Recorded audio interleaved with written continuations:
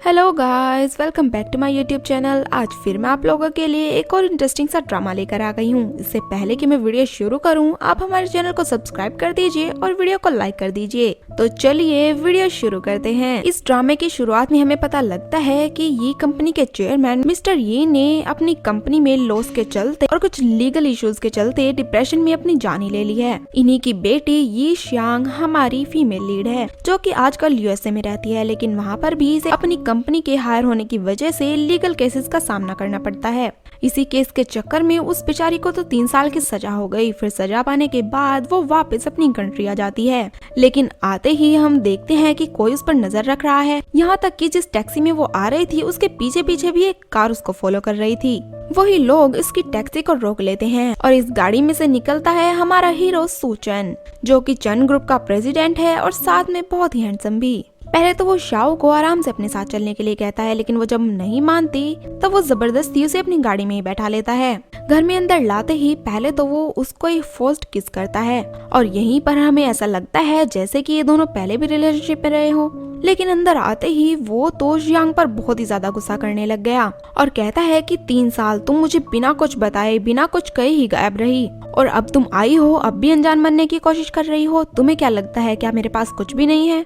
तुम्हारे डैड की बॉडी तक मैंने कलेक्ट की थी, यहाँ तक कि तुम्हारा घर और तुम्हारी कंपनी भी मैंने ही खरीद ली। बेचारी श्यांग अपने पापा की कंपनी और उनकी आखिरी निशानी को खोना नहीं चाहती थी, इसीलिए वो सूचन से रिक्वेस्ट करती है। पहले तो सूचन नहीं मानता, लेकिन फिर मान भी जाता है और कहता है कि इसके लिए तुम्हें पहले अपना वादा निभाना होगा, फिर मैं भी तुम्हें ये सब दे दूंगा।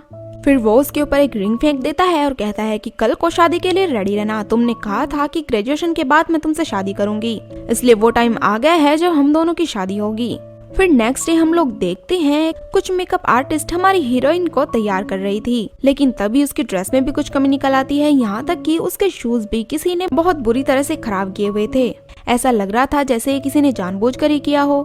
मतलब यहाँ कोई ऐसा है जो कि सूचन और श्यांग की शादी के खिलाफ है। इसके बाद हम लोग वेन्यू में देखते हैं जहाँ पर एक और लड़के को दिखाया जाता है जिसका नाम है जीमू। फिर सूचन का असिस्टेंट लियाओ उसको कॉल करके बताता है कि शादी में जीमू भी आया हुआ है, इसलिए प्लीज यहाँ पर ध्यान से आना। फिर इसके बाद हमारी प्यारी सी दुल्हन की एंट्री होती है, जिसको जब जीमू ने देखा वो तो बेचारा उसको देखता ही रह गया क्योंकि इतनी खूबसूरत जो लग रही थी। लेकिन जैसे ही यहाँ पर आई फिर तो सब लोग इसका मजाक उड़ाने लग गए। सब लोग यही कह रहे थे कि ब्राइड तो यहाँ पर आ चुकी है, लेकिन दूल्हा कहाँ गया। अब सूचन तो नहीं आया, लेकिन वहाँ पर बड़ी स्क्रीन पे वो पुरानी खबरें चलने लग गई जब श्यांग के डैड ने अपने लॉस की वजह से अपनी जान दी थी। ये सब कुछ देखकर बेचारी श्यांग तो बहुत ज्यादा शर्मिंदा हो गई और उसको तो अपने डैड की बहुत याद आ रही थी। उसे लगता है कि ये सब कुछ सूचन ही कर रहा है, मुझे तंग करने के लिए, मुझसे रिवेंज लेने के लिए। लेकिन तभी जीमू उसके पास आता है और उसकी फुल सपोर्ट करता है और यही कहने लगा कि तुम्हें ये एम्बेरसमेंट झेलने की कोई जरूरत नहीं है, मेरे साथ चलो, मैं हमेशा तुम्हारा साथ दूंगा। लेकिन इसी बीच यहाँ पर सूचन भी आ गया। वो कहने लगा अगर तुम इसके साथ जाना चाहती हो तो बेशक जाओ, लेकिन फिर जो तुम्हारा है वो तुम्हारा नहीं रहेगा। मैं कभी भी तुम्हारी चीजों को वापस नहीं दूंगा, इसीलिए सोच समझकर फैसला करना। फिर शाओ ने भी सोच लिया और वो सूचन से शादी करने के लिए मान गई और जीमू को तो वो एक साइड पर ही रहने के लिए कह देती है। फिर इसके बाद उन दोनों की काफी अच्छी तरह से शादी हो जाती है। लेकिन यहाँ पर कोई था, एक्चुअली एक लड़की थी जो कि उनको बड़े ही सीक्रेट तरीके से देख रही थी। फिर वादे के मुताबिक सूचन उसको उसकी सारी प्रॉपर्टी, उसका घर भी दे देता है। ये वही घर था जहाँ ये लोग पहली बार मिले थे। एक्चुअली सूचन उसकी एक आंटी का बेटा था और बचपन से ही इनकी दोस्ती बड़ी गहरी थी और इसी दोस्ती के चलते उन दोनों के बीच प्यार हो गया। यहाँ तक कि इस घर में वो पेंटिंग अब तक लगी थी जो कि बचपन में उन दोनों ने साथ मिलकर बनाई थी। तभी हमें पता लगता है कि ये सारी चीजें, यानी कि श्यांग की ड्रेस फटना या फिर उसके शूज का खराब होना या फिर उसके शादी में वो तस्वीरें जलाना, ये काम सूचन का नहीं था, बल्कि ये उनका कोई दुश्मन कर रहा था। एक्चुअली वो बंदा तो श्याओ से बहुत ही ज्यादा जेलस करता था और उसने ही ये सब प्लॉट किया था सिर्फ श्याओ को एम्बेरस करने के लिए। फिर सूचन उसके पास आता है। वहीं जीमू के भी उसको काफी ज्यादा मैसेजेस आ रहे थे, जिनको देखकर सूचन तो एकदम से गुस्से में ही आ गया और कहने लगा कि तुम 3 साल यूएसए में रही, तुमने मुझसे कोई भी कांटेक्ट नहीं रखा, लेकिन मुझे ये बात अच्छे से पता है कि जीमू वहाँ पर पहले ही पहुँच गया था। ये सब कुछ तुम दोनों की प्लानिंग थी। एक्चुअली तुम मुझे धोखा दे रही थी, शायद तुम मुझसे कभी प्यार ही नहीं करती थी। फिर वो उसको एक और फर्स्ट किस करता है और उसको जबरदस्ती उठाकर कमरे में ले जाता है। पहले तो वो उसको कहता है कि तुम्हें अपनी वाइफ होने वाली ड्यूटीज तो निभानी ही पड़ेंगी, ये मेरा अधिकार है। लेकिन बेचारी श्यांग के बहुत ज्यादा रिक्वेस्ट करने के बाद वो खड़ा हो जाता है और कहता है कि अगर तुम ऐसा कुछ नहीं करना चाहती तो जल्दी से इस कमरे से बाहर चले जाओ। वो बेचारी भी ऐसा ही करती है और उठ के वहाँ तेजी से भाग जाती है। इसी के साथ साथ हमें फ्लैशबैक का एक सीन दिखाया जाता है जहाँ पर आज तो श्याओ का कॉलेज में पहला दिन था और यहीं पर उसकी मुलाकात जीमू और लियाओ से हुई थी। एक्चुअली ये दोनों ही इसके सीनियर हुआ करते थे। एक्चुअली जीमू को तो वो पहले ही दिन से पसंद आ गई थी, लेकिन सूचन जो था वो तो किसी भी लड़के को इसके करीब ही नहीं आने देता था और बस हमेशा उसको प्रोटेक्ट ही करता रहता। अब सूचन उसको कैंपस में घुमाने के लिए लेकर जाता है। वहाँ पर तो एक कपल किसी कर रहा था। फिर तो इसने श्यांग का फेस अपनी तरफ ही कर लिया। श्यांग ने उससे पूछा कि क्या यहाँ तुम्हारी भी कोई गर्लफ्रेंड है, लेकिन इस बात पर तो सूचन शर्माने ही लगा और उसको कुछ भी नहीं बोला। फिर हॉस्टल में जाते ही उसकी मुलाकात होती है शिनरान से।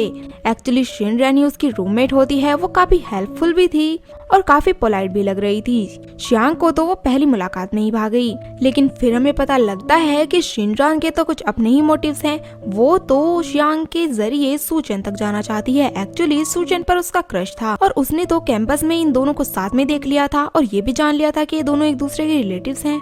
इसीलिए वो तो बस श्यांग के जरिए उस तक पहुंचना चाहती थी और ऐसा पॉसिबल भी हो गया था। एक बार वो तो उनके साथ डिनर पर चली जाती है और इसी तरह वो सूचन के सर्कल में भी आ गई।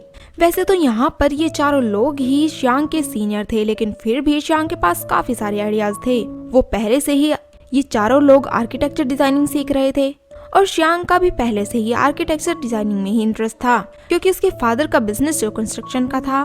फिर एक दिन रात के टाइम पे इसी कैंपस में सूचन और श्यांग दोनों ही फायरफ्लाइज देखने के लिए गए थे, लेकिन यहीं पर ही गार्ड आ जाता है और उनको कपल समझकर उनके पीछे ही भाग पड़ता है। यहाँ उससे भागने के चक्कर में बेचारी श्यांग का तो पैर ही मुड़ गया था। फिर क्या था, फिर तो सूचन उस गार्ड के सामने बहाने बनाने लग जाता है कि हम तो एक लीगल कपल हैं और इसी तरह से वो श्यांग को गोद में उठाकर वहाँ से चला ही जाता है। ये सीन तो यहाँ पर देखने में काफी ज्यादा रोमांटिक लग रहा था और हॉस्टल के सामने आते आते ही ये दोनों तो एक दूसरे के इतने करीब आ गए थे कि किसी करने वाले थे। लेकिन तभी शिनरान इनको देख लेती है और एकदम से स्टॉप कर देती है। ये शिनरान तो कोई भी मौका नहीं जाने देती थी सूचन के पास जाने का। वो हमेशा ही उसके करीब जाना चाहती थी। वो तो जानबूझकर किसी प्रोजेक्ट के बहाने श्यांग को जीमू के साथ ही भेज दिया करती थी, लेकिन सूचन तो उस पर नजर रखने का कोई भी मौका नहीं जाने देता था। वो तो हमेशा ही अपने गार्ड ऑन रखता था और उसको जब भी लगता था कि श्यांग को उसकी जरूरत है वो एकदम से उसके पास पहुंच जाता था। एक दिन वो तो श्यांग से पूछने लगता है कि क्या जीमू तुमसे प्यार करता है, लेकिन उसने कह दिया कि नहीं नहीं, ये तो मेरा सिर्फ एक फ्रेंड है और कुछ भी नहीं। एक्चुअली श्यांग के डैड की एक काफी बड़ी कंपनी थी और सीनियर होने की वजह से शिनरान ने तो अपने लिंक्स के थ्रू वहाँ पर जॉब भी हासिल कर ली और वो तो वहीं पर ही काम करने लगी थी। एक दिन तो वो जानबूझकर श्यांग के बैग से इनविटेशन कार्ड ही निकाल देती है। एक्चुअली एक कंपटीशन में उन सभी को जाना था, लेकिन वो सोच रही थी कि वही सूचन के साथ पेयर बना ले, लेकिन वहाँ पर तो ऐसा कुछ भी नहीं होता। जो बात है वहाँ पर जाकर श्यांग को बोलनी थी वो सारी तो सूचन ही बोल देता है। ये सब देखकर श्यांग तो बहुत ही ज्यादा खुश होती है। वो बाहर खड़ी उसको देख रही थी, लेकिन शिनरान का पारा तो अब बहुत हाई हो चुका था। वो तो उससे इतना जेलस किया करती थी कि सूचन को पाने के लिए कुछ भी कर सकती थी, लेकिन सूचन तो कभी भी उसको अपने पास ही नहीं आने देता। अब फर्स्ट प्राइज तो इन्हीं की टीम जीत लेती है। फिर क्या था, फिर तो ये लोग पार्टी करते हैं और यहाँ पर इनमें से 3 तो पिकट्टो नहीं हो गए, सिर्फ जीमू और सूचन बचे थे। फिर सूचन उसको कह देता है कि देखो भले ये मेरी कजन है, लेकिन इसको मैं सिस्टर की नजर से कभी भी नहीं देखता, इसलिए अच्छा होगा कि तुम इससे फासला बनाए रखो। बट जीमू ने तो यही कह दिया कि मैं तुम्हें पूरी तरह से कम्पीट करूंगा, भले ही तुम उसको सिस्टर नहीं समझते, हो सकता है वही तुम्हें भाई समझती हो। फिर एक दिन तो जीमू श्यांग को एक जगह पर बुला लेता है और वहीं पर उसे प्रपोज भी कर देता है, लेकिन बेचारी श्यांग तो बहुत ही ज्यादा एम्बेरस फील कर रही थी। उसको समझ में ही नहीं आ रहा था कि इसको किस तरह और कैसे जवाब दे। लेकिन तभी वहाँ पर हमारे हीरो की एंट्री हो जाती है और वो तो श्यांग को लेकर वहाँ से भागी गया था और इस तरह से श्यांग भी उस एम्बेरसमेंट से हटी गई। वहीं इन दोनों को जाते हुए शिनरान भी देख लेती है और बहुत ही ज्यादा जेलस फील करती है। फिर सूचन उसको एक खास जगह पर लेकर आता है और यहाँ पर तो उसने बचपन से अब तक की श्यांग की सारी ही मेमोरीज इकट्ठा करके रखी हुई थी। वो कहता है कि मैं तुम्हें बचपन से ही पसंद किया करता था, भले ही मैं तुमसे 3 साल सीनियर हूँ, लेकिन यहाँ पर आने के बाद मैंने किसी भी लड़की को नहीं देखा। मैं बस इसी टाइम के इंतजार में था जब तुम यहाँ पर पहुँच जाओ और मैं अपने दिल की बात तुम्हें बता दूँ। फिर ये सारी बातें सुनने के बाद श्यांग भी उसको यस कर देती है और फिर क्या था, फिर तो ये दोनों ही एक कपल बन चुके थे। इसके बाद तो वो दोनों कैंपस में भी काफी टाइम साथ में ही बिताते थे। और रही बात जीमू की, उसने तो अब गिव अप ही कर दिया था। इसके बाद तो जीमू की पढ़ाई कंप्लीट होने वाली थी और वो बहुत जल्द यूएसए जाने वाला था। वो एक रात इन दोनों को बता देता है कि ये मेरा तुम्हारे साथ लास्ट डिनर होगा, इसके बाद तो मैं यूएसए ही चला जाऊंगा, मेरी स्कॉलरशिप लग चुकी है। वहीं दूसरी तरफ हमें श्यांग के डैड को दिखाया जाता है जो कि आजकल काफी ज्यादा परेशान लग रहे थे और वो श्यांग को कहते हैं कि सूचन के नाम एक जमीन है, अगर वो जमीन हमको मिल जाए तो हमारा बहुत फायदा हो जाएगा। लेकिन श्यांग तो सूचन के साथ कोई भी धोखा नहीं करना चाहती थी, वो अपने डैड को मना ही कर देती है। लेकिन फिर उसके डैड कहने लगे कि एक ना एक दिन तो तुम दोनों को शादी करनी ही है, तुम ऐसा करो कि उसके जो डॉक्यूमेंट्स हैं वो मुझे ला कर दे दो, आगे का काम जो होगा वो मैं खुद ही देख लूंगा। वैसे तो श्यांग का दिल इस बात के लिए मान ही नहीं रहा था, लेकिन जब वो देखती है कि उसके डैड को इतनी सारी कॉल्स आ रही थी और लोग उनको उल्टी सीधी बातें सुनाते हैं, फिर क्या था, फिर वो बेचारी अपने डैड की हेल्प करने का फैसला कर लेती है। फिर श्यांग सीधा सूचन के पास जाती है और उसको कहती है कि ग्रेजुएशन कंप्लीट करने के बाद मैं तुमसे शादी कर लूंगी। इस बात को सुनकर सूचन तो बहुत ही ज्यादा खुश हो गया। फिर वो दोनों मिलकर उसके घर जाते हैं और वहाँ पर एक काफी अच्छा सा क्वालिटी टाइम बिताते हैं। फिर रात के टाइम जैसे ही सूचन सो गया था तभी श्यांग उठती है और उसके डॉक्यूमेंट्स निकाल कर उनकी स्टैंप अपने डैड के डॉक्यूमेंट्स पर लगा देती है। फिर ये सारा काम करने के बाद वो तो सीधा अपने हॉस्टल में ही चली गई, लेकिन नेक्स्ट मॉर्निंग में सूचन तो उसके हॉस्टल के बाहर ही खड़ा था और वही डॉक्यूमेंट्स हाथ में ले रखे थे। आते ही वो कहता है कि कल रात तुम इसलिए मेरे साथ टाइम स्पेंड करने के लिए आई थी ताकि तुम मुझे धोखा दे सको। लेकिन इन डॉक्यूमेंट्स को उसके हाथ में देखकर श्यांग तो बहुत परेशान हो गई, क्योंकि ये डॉक्यूमेंट्स तो वो अपने हॉस्टल में रात को अपने साथ ही ले आई थी। वहीं दूसरी तरफ उसके डैड तो उसको यूएसए जाने के लिए कह देते हैं कि वहाँ पर तुम्हें कुछ काम करना है, इसलिए तुम वहीं चले जाओ। अब उसके डैड तो इतनी ज्यादा जल्दी कर रहे थे कि वो बिना सूचन को गुड बाय बोले वहाँ से चली जाती है। फिर हमें दिखाया जाता है कि वो डॉक्यूमेंट्स सूचन को किसी और ने नहीं बल्कि शिनरान ने ही दिए थे। उसने तो यहाँ तक कह दिया था कि वो तो तुमको पहले से ही धोखा दे रही थी और बस यही चाहती थी कि किसी तरह तुम्हारी प्रॉपर्टी उसके नाम हो जाए। उसने तो पहले से ही फैसला कर लिया था और वो तो जीमू के पीछे ही अमेरिका चली गई। अब श्यांग के जाने के बाद सूचन तो बहुत ही परेशान हो गया, वो काफी ज्यादा ड्रिंक कर लेता है। उसने तो श्यांग को बहुत सारी मैसेजेस भी किए थे, लेकिन शिनरान ने तो उल्टा ही काम कर दिया। उसका फोन लेकर वो रिप्लाई कर देती है और कहती है कि मुझे तुमसे दोबारा बात ही नहीं करनी। और फिर यूएसए जाकर उसको तो 3 साल की सजा ही हो गई थी। फिर तो वो सूचन से कहाँ ही कांटेक्ट कर पाती। अब हम प्रेजेंट में आ जाते हैं और यहाँ पर श्यांग को पता लगता है कि शिनरान तो सूचन की कंपनी में ही एक काफी बड़ी डायरेक्टर के ओहदे पर है। फिर क्या था, फिर तो वो भी डिसाइड कर लेती है कि मैं भी कंपनी ज्वाइन करूंगी। एक्चुअली उसको तो ऐसा लगता था कि जैसे उसके डैड की कंपनी को बर्बाद करने में शिनरान का भी कोई ना कोई हाथ तो जरूर है। फिर एक दिन श्यांग बाहर चली जाती है, लेकिन वहीं पर उसको सूचन देख लेता है और यहाँ से चलने के बाद तो उस बेचारी का पैर दोबारा से ही मुड़ गया था। फिर वो उसको हॉस्पिटल में लेकर आ गया, लेकिन हॉस्पिटल में श्यांग की आईडी तो किसी गर्ल ने ही चुरा ली। लेकिन ये कौन थी ये तो यहाँ पर हमें नहीं दिखाया गया। घर पे जाकर श्यांग उसको बताती है कि मैं भी जॉब करना चाहती हूँ, लेकिन सूचन तो उसको मना ही कर देता है कि मैं तुम्हें फीड कर सकता हूँ, मैं तुम्हारा ख्याल रख सकता हूँ। लेकिन श्यांग ने कहा कि मैं कोई पेट तो नहीं, इसलिए मैं खुद काम करना चाहती हूँ और कमाना भी चाहती हूँ। फिर क्या था, फिर तो जाते जाते सूचन उसको कह देता है कि कल को मेरी कंपनी में इंटरव्यूज चल रहे हैं, इसीलिए रेडी होकर सुबह ही वहाँ पर आ जाना। वो नेक्स्ट डे इंटरव्यू देने के लिए पहुँच जाती है। अब श्यांग ने इतनी अच्छी पढ़ाई जो की हुई थी, इसलिए वो काफी कैपेबल थी। फिर वहीं इंटरव्यू देते टाइम वो तो एक लड़की की मदद भी करती है, क्योंकि उसके पेपर पर इंक गिर गई थी। लेकिन दूसरी लड़की ने तो यही कह दिया कि ये दोनों चीटिंग कर रही हैं। फिर क्या था, फिर तो उनको वहाँ पर शक ही होने लग गया। फिर थोड़ी देर बाद ली याओ सूचन के पास आता है और उसको बताता है कि श्यांग के डिजाइन्स तो काफी अच्छे थे, अगर तुमको यकीन नहीं आता तो खुद ही देख लो। लेकिन सूचन तो इस बात के लिए मना ही कर देता है। फिर वो दरवाजे पर खड़ा होकर 3 तक गिनता है, क्योंकि उसको पता था कि सूचन वापस जरूर आएगा और होता भी बिल्कुल वैसा ही है। वो डिजाइन्स देखने के लिए दोबारा वापस आ गया। फिर क्या था, फिर तो उन सभी में से 3 लड़कियों को हायर किया जाता है और इनमें सबसे टॉप तो श्यांग ने ही किया था। लेकिन श्यांग को वहाँ पर देखकर शिनरान तो बहुत ही ज्यादा गुस्से में थी और बहुत ही जेलस भी कर रही थी। और यहाँ पे वो तो जानबूझकर ये बातें फैला देती है कि ये सूचन की वाइफ है, इसीलिए इसको यहाँ पर ज्यादा फेवर मिला है। वहीं दूसरी तरफ हम लोग जीमू को देखते हैं, जो कि हर टाइम श्यांग पर नजर रख रहा था कि वो कहाँ पर जाती है और अब क्या कर रही है। फिर इसके बाद सूचन, शिनरान और श्यांग दोनों को ही एक प्रोजेक्ट का हेड बना देता है कि ये दोनों मिलकर काम करेंगी। फिर ये दोनों हाथ तो मिलाती हैं, लेकिन शिनरान तो इसके बाद अपना हाथ काफी टाइम तक धोती है। वहीं पर उसके साथ एक लड़की खड़ी हुई और वो श्यांग के डैड के बारे में बोले जा रही थी कि श्यांग के डैड ने तो बहुत गलत काम किए हैं, इसी वजह से उन्होंने सुसाइड किया होगा। लेकिन श्यांग ये सारी बातें वहीं पर सुन रही थी और उसको बहुत ज्यादा गुस्सा आ गया। वो जाकर उस लड़की के ऊपर पानी गिर देती है और उसको कहती है कि तुम्हारी जबान बहुत गंदी हो गई है, इसको धो लो। इवन वो तो उसको वार्न भी कर देती है कि आइंदा मुझे एम्बैरेस करने की कोशिश की तो फिर देख लेना तुम्हारा क्या होगा। फिर श्यांग जितना टाइम ऑफिस में काम किया करती थी, सूचन तो किसी न किसी बहाने से उसको देखने आया करता था। एक दिन वो किसी काम में लगी हुई थी और उसकी शर्ट काफी ऊपर हो रखी थी, इसीलिए सूचन उसके पास आता है और काफी क्यूट तरीके से उसकी शर्ट नीचे कर देता है और हल्की सी स्माइल करते हुए वहाँ से चला जाता है। वहीं पर ही कुछ शिनरान की कलीग्स भी थी और वो तो श्यांग को इतना ज्यादा काम दिया करती थी कि वो तंग ही आ जाए। एक दिन वो इसी तरह से ओवर टाइम कर रही थी, तभी उसको देखने के लिए सूचन वहाँ पर आ जाता है। अब तो वो उसके पास ही आके बैठ गया था, वो उसको तंग करने की भी कोशिश करता है। इवन उसने तो श्यांग का हेयर बैंड भी खींच लिया था, लेकिन श्यांग तो उसकी तरफ देखती ही नहीं।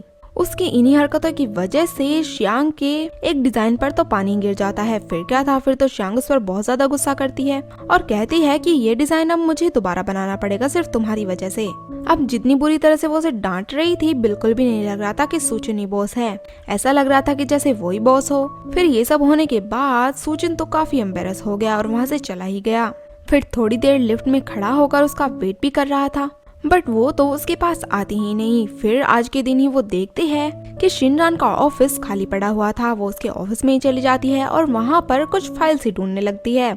एक्चुअली उसको अपनी डैड की कंपनी के बारे में कुछ राज तलाश करने थे, क्योंकि उसको यही लगता था कि शिनरान भी शायद इन सबके पीछे हो सकती है, इसीलिए वो बहुत सारे डॉक्यूमेंट्स तलाश रही थी। लेकिन इसी बीच वहाँ पर पावर कट हो जाता है। फिर क्या था, फिर तो सूचन को उसकी बहुत ही ज्यादा फिक्र होने लगी, क्योंकि उसे लग रहा था कि जैसे बचपन में वो अंधेरे से डरा करती थी, अब भी ऐसे ही हो रहा होगा। फिर तो सूचन सीढ़ियों से ऊपर चला जाता है। लेकिन वहीं दूसरी तरफ हम लोग श्यांग को देखते हैं कि अब तो वो बड़ी हो चुकी थी और उसके दिल का वो सारा डर भी खत्म हो गया। वहीं वो तो शिनरान के रूम में से कुछ डॉक्यूमेंट्स की तस्वीरें लेती है और वहाँ से वापस अपने ऑफिस में आ जाती है। लेकिन यहाँ पर उसे देखते ही सूचन आता है और उसको गोद में उठाकर वहाँ से चल देता है। एक्चुअली उसको तो ऐसा ही लगा था कि ये पहले की तरह ही डर रही होगी। इस तरह से बेचारी श्यांग का गुस्सा भी थोड़ा ठंडा ही हो चुका था। वो सूचन से कहती है कि सॉरी, पहले मैंने आपको बहुत ज्यादा डांट दिया था, आप सही कह रहे हो और अब तो लाइट भी चली गई है, इसीलिए हम दोनों को घर पे चले जाना चाहिए। फिर क्या था, फिर तो दोनों घर ही आ जाते हैं। यहाँ पर आकर ये तो उसी बारे में सोच रहा था कि क्या बचपन का वो डर वाला फोबिया कम किया जा सकता है। इस बारे में ये तो लियाओ से बात करता है। लियाओ ने इसको मशवरा दिया कि तुम ट्राई क्यों नहीं कर लेते, ऐसा करो लाइट्स ऑफ करो और फिर खुद ही देख लेना। वो बेचारा ऐसा ही करता है, लेकिन हुआ बिल्कुल उल्टा ही। श्यांग तो उसी के सामने कैंडल उठाए भूत बनी खड़ी थी, उल्टा सूचन ही डर गया। फिर क्या था, फिर तो वो उसे खुद ही लीड करती हुई सर्कस तक लेकर जाती है ताकि वो लाइट्स में हुई गड़बड़ को देख सके। यहाँ तक कि एक बार जब वो सीढ़ी से नीचे गिर रहा था, वो खुद ही उसको बचा लेती है और इस तरह से सूचन की वो हीरो बनने वाली कहानी तो बिल्कुल रखी ही रह गई।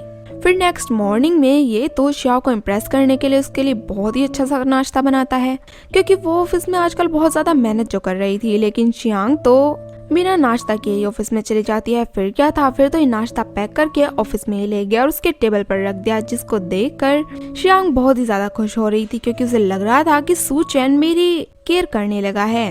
वहीं दूसरी तरफ हम लोग जीमू को देखते हैं, जो कि आजकल सूचन की कंपनी का ही क्लाइंट बना हुआ था। और जब उसके पास डॉक्यूमेंट आए, उसमें तो हैंड रिटन ही सब कुछ बना हुआ था, जिसको देखकर वो तो पहचान ही लेता है कि ये तो श्यांग ने ही बनाया होगा। वो सोचने लगा कि वो तो अभी अभी यहाँ पर आई है, फिर भी इसको इतना सारा काम दे रहा है, और उसके प्रिपेयर्ड बाय तो किसी और के ही नाम लिखे थे। इसको देखकर तो जीमू को तो बहुत ही गुस्सा आ गया।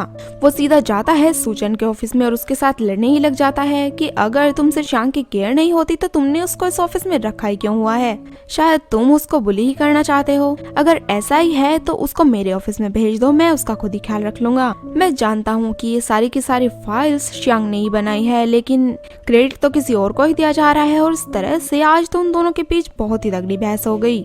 अब सच्चाई का पता करने के लिए सूचन उन सभी के पास जाता है और उनको कहता है कि डिजाइन किसने तैयार की। तो बेचारी श्यांग की जगह तो दो लड़कियां आगे आकर खड़ी हो जाती है, लेकिन फिर वो उसमें कमियां ही निकालने लगा। फिर क्या था, फिर तो वो सब लोग और वो दोनों लड़कियां भी सारा ब्लेम श्यांग पर डाल देती है। इसी तरह से सूचन को पता लग गया कि श्यांग को तो बुली ही किया जा रहा है, इसीलिए तुम दोनों गर्ल्स की सैलरी इस बार काट दी जाएगी, क्योंकि उन्होंने अपना काम श्यांग से करवाया। फिर थोड़ी देर बाद याना ही श्यांग के पास आती है और उसको कहती है कि तुम्हारी हिम्मत भी कैसे हुई हमारे साथ इस तरह करने की। लेकिन श्यांग ने तो उन्हें ही कह दिया कि पहले तो तुमने मेरा क्रेडिट खुद ही ले लिया और फिर मुझे पर ही चिल्ला रही हो, आइंदा से मुझसे दूर ही रहना। अब श्यांग को एक और प्रोजेक्ट दिया जाता है जो कि उन सब ने मिलकर काफी अच्छा ही कर दिया था, लेकिन जब वो सब उसको क्लाइंट के सामने प्रेजेंट कर रहे थे तब श्यांग की बारी आती है, लेकिन वो प्रोजेक्ट तो खुलता ही नहीं। फिर क्या था, फिर तो सूचन की बहुत बेइज्जती हो गई और वो श्यांग को भी डांटने लग गया कि क्या तुमने प्रिपेयर ही नहीं किया था, क्योंकि अगर प्रिपेयर किया होता तो यहाँ से जाता ही कहाँ। वो उसको कह देता है कि मुझे कल के कल ये डिजाइन दोबारा तैयार चाहिए, नहीं तो देख लेना तुम्हारा क्या होगा। अब यहाँ से सब लोग उठकर तो चले जाते हैं, लेकिन जीमू वहीं पर ही बैठा हुआ था और वो श्यांग को बहुत तसल्ली दे रहा था, आखिर वो उसका पुराना फ्रेंड जो था। लेकिन जैसे ही ये बात सूचन को पता लगती है कि जीमू तो यहाँ से गया ही नहीं और बस श्यांग के इर्द गिर्द ही घूम रहा है, फिर तो उसको बहुत ही गुस्सा आ गया। जीमू तो श्यांग से यही पूछता है कि क्या तुम सूचन से नफरत नहीं करती, आखिर उसने तो जबरदस्ती शादी जो की है। और यही सब पीछे खड़ा सूचन भी सुन रहा था, लेकिन श्यांग ने कहा कि मैं इस बात से ज्यादा गुस्सा नहीं हूँ, लेकिन वो मुझ पर ट्रस्ट नहीं करता, इस बात का मुझे बहुत बुरा लगता है, लेकिन मैं उससे नफरत नहीं करती। और इस बात को सुनकर तो सूचन को बहुत ही खुशी होती है, क्योंकि यही वो वर्ड्स थे जो वो हमेशा से सुनना चाहता था। आज तो बेचारी श्यांग को ऑफिस में बहुत ही ज्यादा काम करना पड़ गया। आखिर वो प्रोजेक्ट जो उसको पूरा करना था, इसकी वजह से उसकी तो आंखों में भी खुजली होने लग गई। वो उठकर चली जाती है, लेकिन वापस आते ही जैसे उसने देखा तो उसके टेबल पर एक आई ड्रॉप रखी हुई थी और ये किसी और ने नहीं बल्कि सूचन ने ही किया था। यहाँ तक कि वहाँ पर तो एक डिजर्ट भी ऑर्डर कर रखा था। फिर जैसे ही वो सो जाती है, फिर तो सूचन आकर उसके ऊपर ब्लैंकेट भी उठा देता है। वो बेचारी तो आज की रात यहीं पर ही सो गई थी और इस तरह जैसे ही मॉर्निंग हुई तब वो अपने सारे डॉक्यूमेंट एक फ्लैश ड्राइव में कॉपी करती है और नाश्ता करने के लिए निकल जाती है। उसके पीछे से एक लड़की आती है और आकर उसकी ड्राइव में से सारे डॉक्यूमेंट्स डिलीट कर देती है। लेकिन जैसे ही वो मुड़ी, वहाँ पर तो चारों लोग खड़े हुए थे और इन चारों में सूचन भी था, जिसको देखकर पता लग गया कि श्यांग को तो फ्रेम ही किया जा रहा है और बस हमेशा ही उसकी गलती निकाली जाती है। फिर क्या था, फिर तो सूचन को गुस्सा ही आ गया और उसने तो उस लड़की को फायर ही कर दिया। फिर वो श्यांग के पास जाता है और उसको कहता है कि वर्क लाइफ में तुम्हें ऐसी चीजें देखने को हमेशा ही मिलेंगी, और रही बात सबके सामने तुम्हें डांटने की, तो वो मैंने जानबूझकर किया था ताकि तुम इन लोगों से बुली ना हो और हमेशा सोच समझकर काम करो और अपना ख्याल रखना भी तुम्हें सीखना चाहिए। अब ये मैटर तो यहीं पर ही सॉल्व हो गया, लेकिन नेक्स्ट डे शिनरान तो श्यांग को अकेले एक साइट पर भेज देती है कुछ इंस्पेक्शन करने के लिए, और पीछे से वो तो एक आदमी को ही कॉल कर देती है कि श्यांग को ऐसा सबक सिखाना कि वो जिंदगी भर भी ना भूले। वहीं श्यांग तो साइट पर पहुंच ही गई थी। वो आदमी उसे एक कमरे में बंद कर देता है और उस पर अटैक भी कर देता है, लेकिन वहाँ पर एक लड़की आ जाती है और उसकी जान बचा लेती है। एक्चुअली इस लड़की का नाम युआन था और ये वही लड़की है जिसने की श्यांग का आईडी कार्ड हॉस्पिटल से चुराया था। ये लड़की अच्छे से श्यांग के पास्ट को जानती थी, क्योंकि ये उसी प्रिजन में रही थी जहाँ पर श्यांग 3 साल काट कर आई है। फिर क्या था, फिर तो ये लड़की भी उसको ब्लैकमेल करने लग जाती है कि अगर तुम्हें अपना ये आईडी कार्ड चाहिए तो पहले तुम्हें मुझे 2 मिलियन देने होंगे। लेकिन श्यांग ने कहा कि मेरे पास इतने पैसे नहीं है। फिर क्या था, फिर तो वो लेडी उसको धमकाने लग गई कि अगर तुमने मुझको पैसे नहीं दिए तो मैं सबको बता दूंगी कि मिसेस सूचन, जो इतने बड़े चैन ग्रुप के सीईओ की वाइफ है, वो 3 साल जेल में रह कर आई है। फिर देखना तुम्हारी और तुम्हारे हस्बैंड की कितनी बदनामी होगी। इसीलिए वो तो ये कहती है कि हर महीने मेरे अकाउंट में 10 लाख रुपए पहुंच जाने चाहिए, वो भी 10 महीने तक। और इतना कह के वो वहाँ से चली जाती है, लेकिन बेचारी श्यांग तो पीछे से बेहोशी हो गई थी। वहीं दूसरी तरफ सूचन, जो कि सारी जगह श्यांग को ही तलाश कर रहा था क्योंकि उसका फोन भी नहीं लग रहा था। फिर उसे पता लगता है कि वो एक साइट पर गई है। साइट पर जाके वो देखता है कि यहाँ पर तो श्यांग बेहोशी पड़ी हुई थी। एक्चुअली इसको तो हीट स्ट्रोक हो गया था, इसीलिए वो हॉस्पिटल में लेकर आ जाता है और इसकी बहुत केयर करता है। लेकिन सूचन को कुछ शक हो गया था, इसीलिए उसने कहा कि सर्विलेंस कैमरास को चेक करो, देखो कहीं कुछ गड़बड़ तो नहीं हुई होगी। इतने में ही वहाँ पर जीमू की भी एंट्री हो जाती है। वो तो श्यांग से यही कहने लगा कि देखो तुम मेरी कंपनी में आ जाओ, सूजन तो वैसे भी तुम्हारा कोई ख्याल नहीं रखता, इतनी गर्मी में तुम्हें उस साइड पर भेज दिया। लेकिन तभी वहाँ पर सूजन आ जाता है और उसको कहता है कि मैटर हमारा पर्सनल है, हम दोनों हस्बैंड वाइफ का, अच्छा होगा कि तुम इसमें बीच में ना पड़ो। फिर क्या था, फिर तो ये दोनों बच्चों की तरह ही लड़ने लगे। फिर तो श्यांग इन दोनों को ही बाहर निकाल देती है। वहीं जो काम सूजन ने अपने आदमियों को दे रखा था, उन्होंने सर्विलेंस कैमरास में देखा कि किस तरह श्यांग के ऊपर हमला हुआ था और किसी लड़की ने उसको बचाया, और ये लड़की उसको अच्छी तरह से जानती भी थी क्योंकि इन दोनों के बीच काफी टाइम तक बात हुई। और इसके बाद ही श्यांग बेहोश हो गई। फिर तो सारी रात सूजन श्यांग का ख्याल रखता है, यहाँ तक कि वो तो बैठा बैठा उसी के पास सो गया। और नेक्स्ट मॉर्निंग जीमू भी आ जाता है उसके लिए नाश्ता लेकर, लेकिन वहाँ तो वो दोनों ही लड़ने लगे कि सूप उसकी हेल्थ के लिए अच्छा है या नहीं।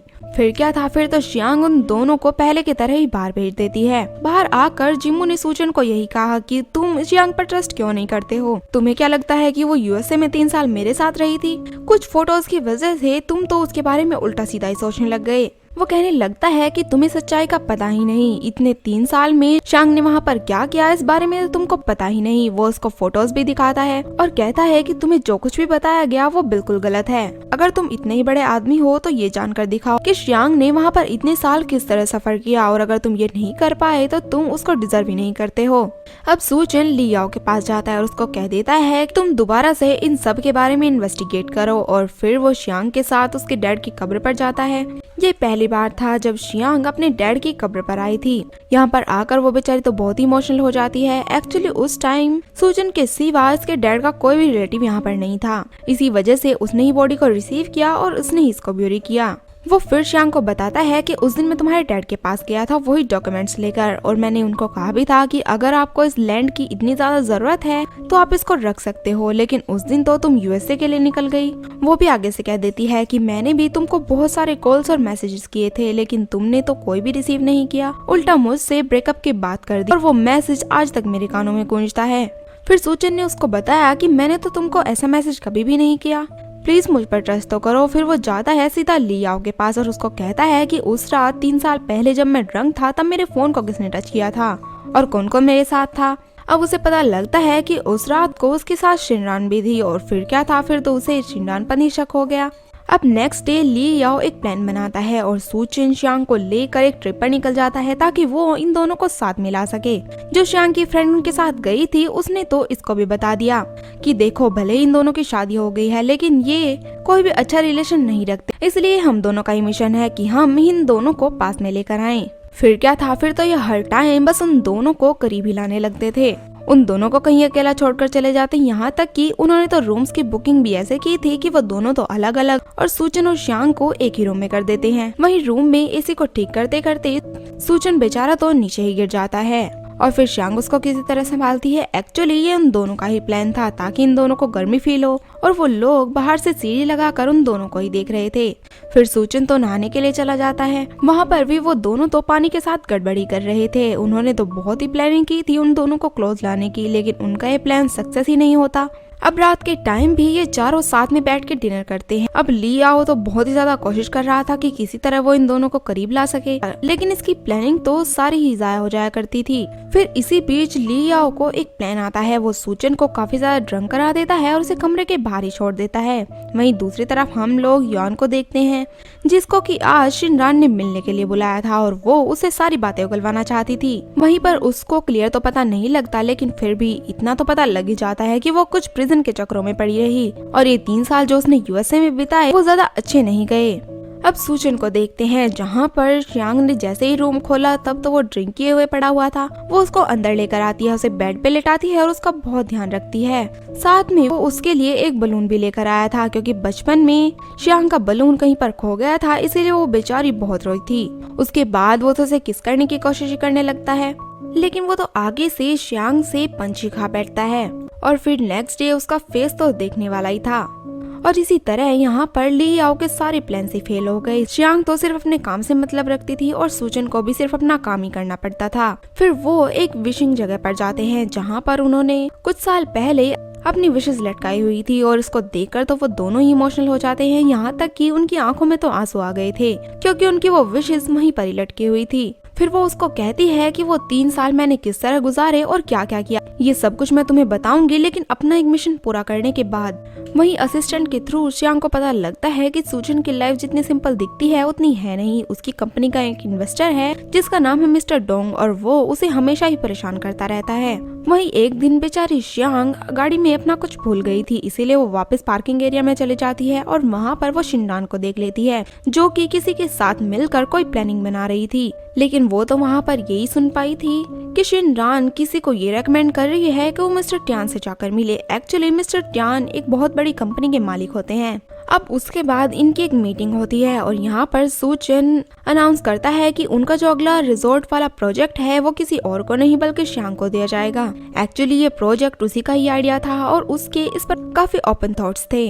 लेकिन इस बात से शिनरान तो बहुत ही ज्यादा जेलस कर जाती है और बाहर आकर उसने तो सूचन से कह भी दिया कि मैं उस श्यांग से सीनियर हूँ, लेकिन तुम तो इस बात की कोई भी कदर नहीं कर रहे हो और तुमने वो प्रोजेक्ट उठाकर उसको दे दिया। ये बिल्कुल भी फेयर नहीं है। लेकिन सूचन ने कहा कि फेयर तो तुमने भी नहीं किया था 3 साल पहले, क्योंकि अब मैं जान चुका हूँ कि वो तुम ही थी जिसने श्यांग को मेरे फोन से मैसेज किया था, वो भी ब्रेकअप वाला, और ये 3 साल की दूरियां सिर्फ तुम्हारी वजह से पैदा हुई हैं। तुम बस इस बात का शुक्र रखो कि मैं तुमको इस पोजीशन पर रहने भी दे रहा हूँ, वो भी सिर्फ तुम्हारे काम की वजह से। इसीलिए जो मैं कर रहा हूँ वही फेयर होगा। लेकिन इस बात पर शिनरान को तो बहुत ही गुस्सा आ गया। वो एक रिपोर्टर को कॉल करती है और उसको कहती है कि मेरे पास तुम्हारे लिए एक बहुत बड़ी न्यूज है, क्या तुम उसे छापने की हिम्मत कर पाओगे। इसके बाद तो वो सीधी युआन से मिलने ही पहुंच जाती है उसकी पार्ट टाइम जॉब पर और उसको काफी सारे पैसों का ऑफर देकर कहती है कि मैं तुम्हें इतना पैसा दूंगी, लेकिन तुम्हें पब्लिक और मीडिया के सामने बताना पड़ेगा कि श्यांग का पास्ट क्या है और यूएसए में वो किस तरह से तुम्हारे साथ 3 साल तक प्रिजनर रही। लेकिन इस बात का युआन तो कोई जवाब नहीं देती और थोड़ी दूर जाकर उसे जैसे ही श्यांग मिलती है वो तो उसका गला ही पकड़ लेती है और उसको यही कहने लगी कि तुमने अभी तक मुझे पैसे ट्रांसफर क्यों नहीं किए। यहाँ तक कि उन दोनों की तो हाथापाई भी हो गई। इसके बाद यहाँ पर सूचन आ जाता है, लेकिन तब तक युआन वहाँ से जा चुकी थी। फिर ये सब होने के बाद बेचारी श्यांग तो काफी ज्यादा डर गई थी और इस ब्लैकमेलिंग से तो और भी ज्यादा, क्योंकि वो नहीं चाहती थी कि सूचन की रेपुटेशन पर किसी भी तरह का असर पड़े। एक्चुअली उसके डैड को और उसे कंस्ट्रक्शन में ही सजा मिली थी और अब सूचन भी यही काम कर रहा था, इसीलिए वो नहीं चाहती थी कि उसके साथ भी कुछ ऐसा ही हो। इसी वजह से वो एक दिन जीमो से मिलती है और उसको कहती है तुम मेरे बहुत पुराने फ्रेंड हो, इसलिए मैं तुमसे एक मदद मांगना चाहती हूँ। मैं सूचन को कभी भी मुसीबत में नहीं देख सकती, मेरी वजह से वो डूबे ऐसा तो मैं कभी भी नहीं होने देना चाहती। जिस तरह से उसके डैड ने सुसाइड कर लिया था इस तरह से सूचन तो बिल्कुल भी ना करे। इसी वजह से वो कैमरे के सामने इस तरह रिप्रेजेंट करती है कि जैसे उसने जीमू को किस किया हो। एक्चुअली इस बात का श्यांग को अच्छी तरह से पता था कि सूचन युआन को देखने के लिए सीसीटीवी फुटेज जरूरी देखेगा, लेकिन उसमें तो उसे श्यांग दिख जाती है, वो भी जीमू को किस करते हुए। इसे देखकर वो तो एकदम से तड़प जाता है और नीचे भागता है श्यांग को लेने के लिए। लेकिन लियाओ ने तो उसको यही कह दिया कि हो सकता है शायद ये तुम्हारी कोई मिसअंडरस्टैंडिंग हो, और उसकी सारी बातें शिनरान ने भी सुन ली थी। इसके बाद तो शिनरान फिर से प्लानिंग बनाने लगी कि जीमू और श्यांग को तो मैं फिर से प्लान कर सकती हूँ अगर इन दोनों के बीच कुछ नहीं है तो। जीमू तो उस बेचारी को अब तक समझा रहा था कि ये डिवोर्स का फैसला तुम सोच समझ कर करना, क्योंकि अगर ये हो गया तो फिर दोबारा से तो तुम दोनों नहीं मिलने वाले, इसीलिए प्लीज सोच समझ लेना। लेकिन श्यांग तो अब की बार बिल्कुल कंफर्म थी कि मैं अपने डैड की तरह सूचन को बिल्कुल भी डूबते नहीं देखना चाहती, मैं उससे आज भी प्यार करती हूँ। वहीं सूचन भी उनको ढूंढते हुए एक पॉइंट पर आ गया था और वहाँ आते ही उसने तो जीमू को मारना ही शुरू कर दिया और इन दोनों के बीच एक तगड़ी सी लड़ाई हो गई। लेकिन तभी श्यांग उनके बीच आती है और उन दोनों की लड़ाई छुड़वाती है। यहाँ तक कि उसने तो सूचन को कह भी दिया कि मैं पहले तुमसे प्यार किया करती थी, लेकिन जब से तुमने मुझसे जबरदस्ती शादी की है और तुम हर टाइम मुझ पर रो भी जमाते रहते हो, तब से तो मैं तुमसे प्यार ही नहीं करती। मुझे तो अब तुमसे नफरत ही हो गई है, इसीलिए मैं तुम पर जीमू को ही प्रेफर करती हूँ। प्लीज मेरी लाइफ से निकल जाओ। लेकिन सूचन को तो यहाँ पर यही लग रहा था कि जो कुछ कर रही है वो जानबूझकर कर रही है, ये बस सिर्फ एक एक्टिंग है। वहीं बेचारी श्यांग का भी बहुत बुरा हाल था, क्योंकि वो ऐसा तो बिल्कुल भी नहीं करना चाहती थी। वो अपने पुराने दिनों को याद करती है कि किस तरह से वो दोनों इकट्ठे थे और शादी के बाद भी वो उससे बहुत प्यार किया करती थी। अब नेक्स्ट डे अपने प्रोजेक्ट की अनाउंसमेंट करने के लिए उन्होंने एक बैंकेट हॉल बुक किया हुआ था और यहीं पर शिनरान और उसके फ्रेंड ने मिलकर सारी प्लानिंग की हुई थी और यहीं पर ही वो जीमू के साथ श्यांग को बदनाम कर देना चाहते थे। और ये सारी बातें उन्होंने अपने क्लाइंट्स और स्पॉन्सर्स में भी फैलाई हुई थी। उनमें से एक मिस्टर जाओ यहाँ आकर इसी बारे में बात करने लग जाते हैं। फिर थोड़ी देर बाद सूचन और जीमू दोनों की एक छोटी सी लड़ाई हो जाती है और वहाँ पर एक लड़की आकर जीमू की ड्रेस पर एक ड्रिंक डाल देती है और यही सारी फुटेज इकट्ठा करके उन्होंने तो श्यांग को भी भेज दी थी। इसी वजह से वो बेचारी तड़प उठी और सोचने लगी कि पता नहीं ये दोनों यहाँ पर क्या कर रहे हैं, इसीलिए वो भी वहीं पर पहुँच जाती है। और वहीं जैसे ही श्यांग यहाँ पर पहुंची, एक लड़की आकर उसको भी कह देती है कि सूचन को तो जीमू ने इतना ज्यादा मार दिया कि वो तो बेचारा जख्मी हो गया है और उसको उसी रूम की चाबी दे देती है। फिर वो जाती है अपने क्लाइंट्स और स्पॉन्सर्स के पास और उनको कह देती है कि यहीं पर ही हमने माजू खेलने की प्लानिंग की हुई है, इसीलिए क्या आप हमारे साथ चलना चाहेंगे, और उनको लेकर उसी रूम के पास पहुंच जाती है। लेकिन जैसे ही वो लोग वहां पर पहुंचते हैं तब तो जीमू ही टॉवल में बाहर निकल आता है। वैसे तो उनकी प्लानिंग थी कि ये लोग यहाँ पर श्यांग को प्लॉट करने वाले थे, लेकिन वहाँ तो कोई लड़की थी ही नहीं, जबकि बाहर से श्यांग तो सूचन के साथ ही एंटर होती है। और इस तरह से शिनरान का ये प्लान तो फेल ही हो चुका था और इनकी बेइज्जती भी नहीं हुई। एक्चुअली श्यांग की एक फ्रेंड ने उनकी ये सारी प्लानिंग सुन ली थी, इसीलिए उन्होंने इस प्लान को ही उल्टा कर दिया।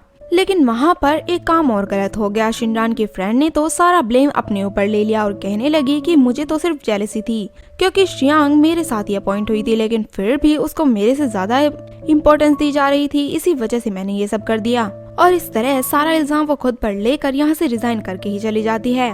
उन सब को इस बात का अच्छे से पता था कि इन सारी प्लानिंग के पीछे शिनरान का हाथ है, लेकिन फिर भी कोई सबूत न होने के कारण उन्हें इस बार शांत रहना पड़ता है और वो सोचते हैं कि हमें कोई अच्छी सी प्लानिंग बनानी पड़ेगी ताकि हम शिनरान को रंगे हाथों पकड़ सकें।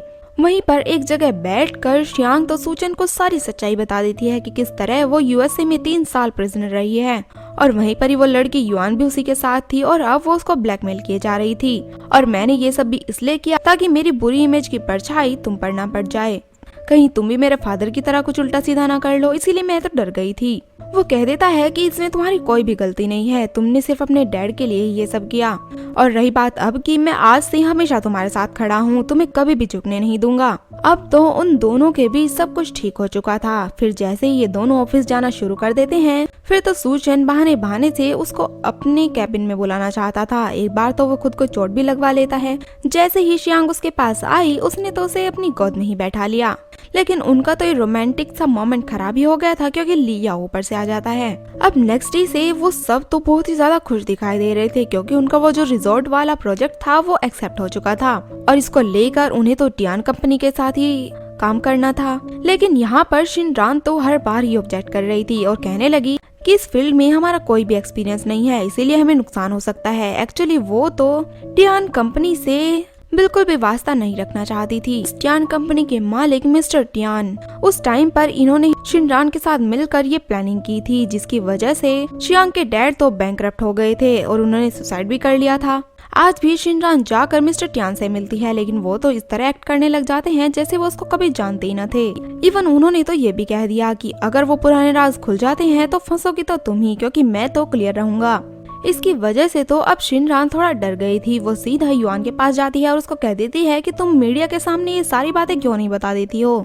लेकिन युआन ने कहा कि इसके बाद तो मेरी भी बदनामी होगी, आखिर मुझे फिर काम कौन ही दे देगा, ये जानने के बाद कि मैं यूएसए में प्रिजनर रही हूँ। इसीलिए वो ऐसा तो बिल्कुल भी नहीं करने वाली। युआन को एक और आइडिया आता है, वो तो जाकर श्यांग को किडनैप ही कर लेती है और वो रैंसम में बहुत सारे पैसे मांगेगी जो कि सूचन को देने ही पड़ेंगे।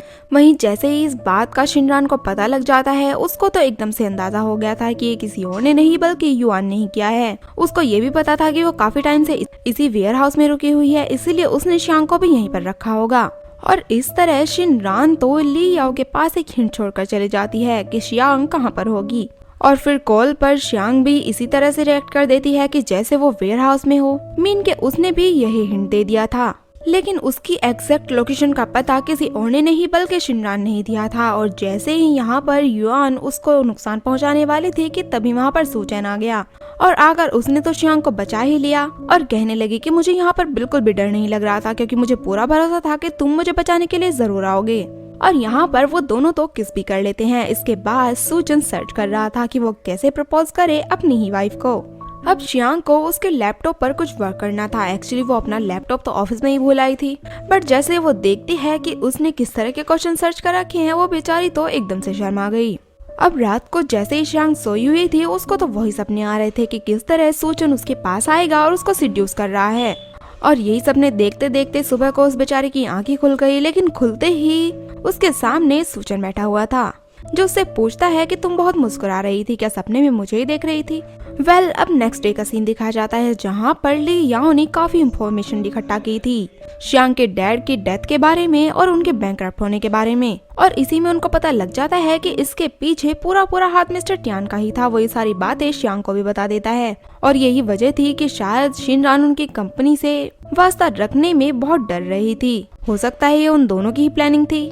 बट नेक्स्ट डे हम जैसे ही देखते हैं तो सारी जगह यही न्यूज फैली हुई थी कि किस तरह श्यांग 3 साल जेल में रहकर आई और इन सारी चीजों का असर किसी और पर नहीं बल्कि सूचन के अगले प्रोजेक्ट यानी कि उस रिजॉर्ट वाले प्रोजेक्ट पर होने वाला था, जिसका इंचार्ज उसने श्यांग को ही बनाया हुआ था। फिर क्या था, फिर तो सारे इन्वेस्टर्स आते हैं और उल्टा सूचन को ही डांटने लग जाते हैं कि अच्छा होगा कि तुम उसको इस प्रोजेक्ट से ही हटा दो, नहीं तो कम से कम इंचार्ज की पोजीशन से ही हटा दो। और याद रखना कि तुम्हें भी उससे फासला रखना होगा। वैसे भी तुम दोनों की मैरिज तो अभी तक रजिस्टर भी नहीं हुई है, इसीलिए तुम सबसे यही कह दो कि वो तुम्हारी वाइफ है ही नहीं। अब बेचारा सूचन तो बिल्कुल मजबूर हो चुका था, उसको समझ में नहीं आ रहा था कि वो आखिर करे तो क्या करे। वहीं वो तो 2 दिन तक श्यांग से बिल्कुल भी बात नहीं करता, ना ही उससे कोई कॉन्टेक्ट रखता है। इस वजह से श्यांग तो काफी दुखी रह रही थी। फिर क्या था, फिर तो श्यांग सीधा सूचन के कैबिन में ही पहुंच गई और जाकर उसको कहने लगती है कि तुमने मुझे इंचार्ज की पोजीशन से भी हटा दिया, 2 दिन से तुम घर पे भी नहीं आई हो। अगर तुम मुझसे इतना ही फासला रखना चाहते हो तो ठीक है, मैं ही तुम्हें रिजाइन देके यहाँ से चली जाती हूँ। और ये सारे काम देखकर तो शिनरान को ऐसा ही लग रहा था कि उसका मकसद पूरा हो चुका है और वो दोबारा से श्यांग को सूचन की जिंदगी से ही निकाल चुकी है। फिर जाने से पहले श्यांग तो एक बार शिनरान से जरूर मिलती है और उसको कहती है कि मैं तो हमेशा तुमने फ्रेंड समझा करती थी, लेकिन देखो तुमने मेरे साथ क्या किया। मैंने हमेशा तुम्हारी हेल्प की। जब तुम्हारी पार्ट टाइम जॉब चली गई थी तब मैंने ही तुम्हें अपने डैड की कंपनी में जॉब दिलवाई। ये सुनकर शिनरान कहने लगती है कि जब भी तुम मेरी मदद किया करती थी ना, तब मुझको ऐसा ही लगा करता था जैसे तुम मुझ पर चैरिटी कर रही हो। तुम जितनी अमीर थी मैं उतनी ही गरीब। और रही बात सूचन की, वो भी तुम में ही ज्यादा इंटरेस्ट दिखाया करता था, इसीलिए मेरा जेलस होना तो बनता ही था। वो जाते जाते श्यांग को ये भी कह देती है कि मैंने तुम्हारी कंपनी के कुछ राज तो लीक जरूर किए थे, लेकिन इसका ये मतलब नहीं था कि तुम लोग बैंकरप्ट हो जाओ। मैंने तो सिर्फ इतना सोचा था कि तुम्हारी कंपनी का थोड़ा सा लॉस हो जाएगा और कुछ भी नहीं। अब ये सारी बातें श्यांग ने अपने फोन में रिकॉर्ड कर ली थी, लेकिन जैसे ही उस फोन को लेने के चक्कर में शिनरान नीचे गिरने वाली थी, तब तो श्यांग ने अपनी जान पर खेलकर उसको बचा लिया। फिर इन दोनों को हॉस्पिटल में बैठे हुए दिखाया जाता है, जहाँ पर शिनरान यही पूछ रही थी कि तुमने मुझे बचाया ही क्यों ना मुझे मरने ही देती। लेकिन वो कहने लगी कि मैंने तो अपनी एक बेस्ट फ्रेंड को बचाया था और कुछ भी नहीं। यहाँ तक कि मुझे ये भी पता था कि जब मुझे किडनैप कर लिया गया था तब वो एग्जैक्ट लोकेशन भी तुमने ही दी थी। अब जाते हुए बेचारी शिनरान उसको सॉरी बोलती है और साथ में ये भी कहती है कि अगर तुम्हें मेरी हेल्प की कोई भी जरूरत होगी तो मुझे कह दे, मेरे पास मिस्टर टियान के खिलाफ काफी सारे सबूत हैं। इसके बाद हमें पता लगता है कि एक्चुअली उन सब ने मिलकर यही प्लानिंग की थी, जिससे शिनरान को ये हो जाए कि सूचन ने तो श्यांग को अपनी लाइफ से ही निकाल दिया है और श्यांग को जाकर सारी बातें सच सच बता दे। फिर शिनरान ने तो वो सारे प्रूफ दिखा दिए थे, जिसकी वजह से उसके डैड और श्यांग दोनों ही इनोसेंट साबित हो गए और इस सारे कांड का जो असली कसूरवार था यानी कि मिस्टर टियान, वो पकड़ा गया और जेल में चला गया। फिर क्या था, फिर तो इन सभी की लाइफ बहुत अच्छी हो जाती है। फिर एक दिन हमें दिखाया जाता है कि जिम उन सबको कह रहा था कि मेरा बिजनेस अब बहुत बढ़ गया है और इसी सिलसिले में आगे की ट्रेनिंग और कुछ एक्सपीरियंसेस के लिए उसे यूएस से जाना पड़ेगा। और यहाँ पर ड्रिंक करते हुए पहले की तरह ही सब लोग तो बेहोशी हो जाते हैं, बस सूजन और जीमू ही रह गए थे। लेकिन इस बार जीमू सूजन से कहता है कि तुम मुझसे ये वादा करोगे कि तुम हमेशा ही श्यांग का ख्याल रखोगे और मेरी यही विश है कि तुम हमेशा खुश रहो। फिर एक दिन सूजन श्यांग को लेकर कहीं पर जाता है और उससे कहता है कि मैंने शादी तो तुमसे जबरदस्ती कर ली, और फिर वो उसको प्रपोज भी कर देता है कि मैं तुम्हें हमेशा अपने मरते दम तक खुश रखने की कोशिश करूंगा। और इन दोनों के इसी क्यूट से मोमेंट के साथ ही हमारे इस ड्रामे की भी हैप्पी एंडिंग हो जाती है।